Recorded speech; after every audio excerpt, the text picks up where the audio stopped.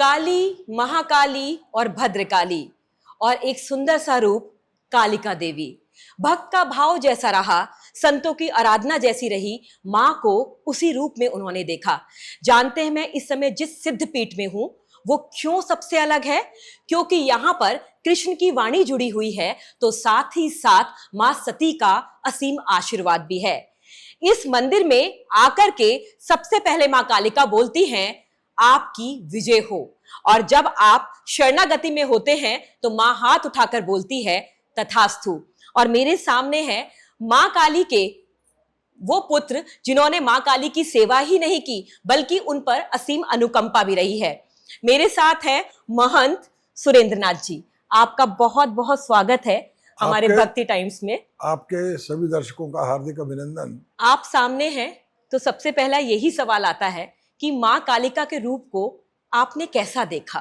देखिए, ध्यायेत कालीं महामाया त्रिनेत्रां बहुरूपिणीं चतुर्भुजां लल्लव्यां पूर्णचंद्र निभाननं नीलोत्पलदल प्रख्यां शत्रु संग विदारणीं नरमुंडं तथा खड्गं कमलं वरदं तथा बिभ्राणा रक्तबन्धां दंशाली घोर रूपिणीं अट्टाटास हर्ष निरतां सर्वदा च दिगंबरां शवासन स्थितां देवी मुंडमाला विभूषितां।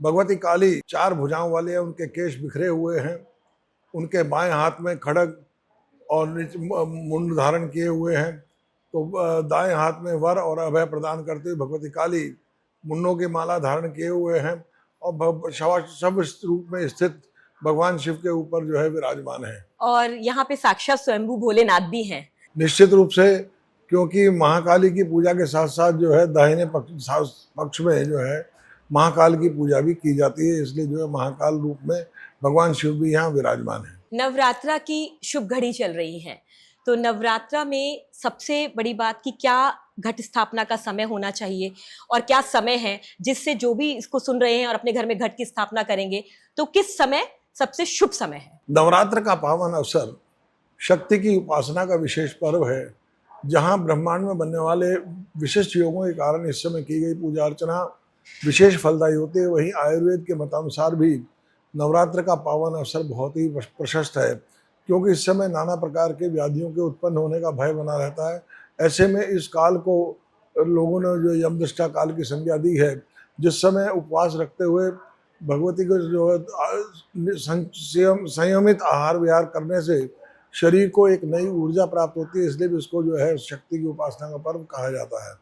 इस बार प्रथम नवरात्र का क्षय हो रहा है, तो इसलिए जैसा आपका प्रश्न था कि घट स्थापना किस समय की जाए, इस बार जो है घट स्थापना जो है अभिजीत मुहूर्त में की जाएगी, जो 2:05 से शुरू होगा और 2:53 तक रहेगा। इस समय जो है घट स्थापना करना बहुत ही प्रशस्त रहेगा। माँ इस बार किस रूप में आ रही हैं, उनकी सवारी क्या है और उसका संकेत क्या है? इस बार क्योंकि नवरात्र का शुभारंभ गुरुवार से हो रहा है, तो माँ की सवारी डोली पर आ रही है, यानी पालकी पर भगवती जो है इस बार जो है आ रही है, जो ज्योतिष के हिसाब से उसको जो है बहुत अधिक शुभ नहीं माना गया है, लेकिन फिर भी क्योंकि नवरात्र का पावन अवसर शक्ति की उपासना का विशेष पर्व है, इस समय आद्या शक्ति की उपासना करने से साधक की समस्त मनोकामनाएं पूर्ण होती हैं। राज्यार्थी को राज, विद्यार्थी को विद्या और सुतार्थी को सुत और धन दान की कल्पना करने वाले को सर्वबाधा प्रशमनम त्रैलोक्य अखिलेश्वरी एवं कार्यम अस्मत् वैरी विनाशनम। एकदम जहाँ विरोधियों पर विजय प्राप्त होती है, वहीं जो है सर्वबाधा विनिर्मुक्तो धनदान सुतान्वित है मनुष्यो प्रसादेन भविष्यति न संशय। आद्या शक्ति स्वयं ये वरदान देते हैं कि जो मेरी पूजा अर्चना करेगा उसकी सभी बाधाओं को दूर करके धन दान और सुत आदि की प्राप्ति उसको होगी। माँ के श्रृंगार होते हैं, 16 श्रृंगार होते हैं, माँ रूपवान बनकर के बैठती हैं। भक्तों को मौका मिलता है नवरात्रों में कि वो माँ का श्रृंगार कर सके, तो कौन सी ऐसी मुख्य चीजें हैं जो माँ को अर्पित जरूर करनी चाहिए? देखिए, जहाँ पर भगवती का पूरा श्री विग्रह स्थापित होता है, वहाँ तो भक्त लोग माँ को जो है वो चोला चढ़ाकर और वो उसकी उपासना करते हैं, लेकिन क्योंकि यहाँ पर आद्या शक्ति पराम्बा भगवती ने रक्त बीज का नाश किया था और अपनी मुखाकृति का विशेष विस्तार किया था, तो इसलिए यहाँ कोई विशेष जो है वो नहीं होता। यहाँ भगवती का जो है सिंदूर और घी से जो है उनको चोला चढ़ाया जाता है। उसके बाद जो वर्क से, चांदी के वर्क से या सोने के वर्क से जो है माँ का श्रृंगार किया जाता है और पुष्पों से जो है बहुत विधिवत जो है भगवती का श्रृंगार किया जाता है। 9 दिन माँ के अलग अलग भोग होते हैं, पर हर व्यक्ति इतना सामर्थ्यवान नहीं होता। क्या ऐसे कुछ भोग हो सकते हैं जो 9 दिन चढ़ जाएं और माँ की प्रसन्नता उतनी ही बनी रहे? देखिए, कालिका पीठ में भी विशेष रूप से भोग का जो प्रावधान रखा गया है वो घी, बूरा और पंचमेवा का है। यही भोग जो है प्रतिदिन लगता है। और नवरात्र में तो विशेष रूप से केवल फल और बूरा और पंचमेवा का ही भोग लगता है।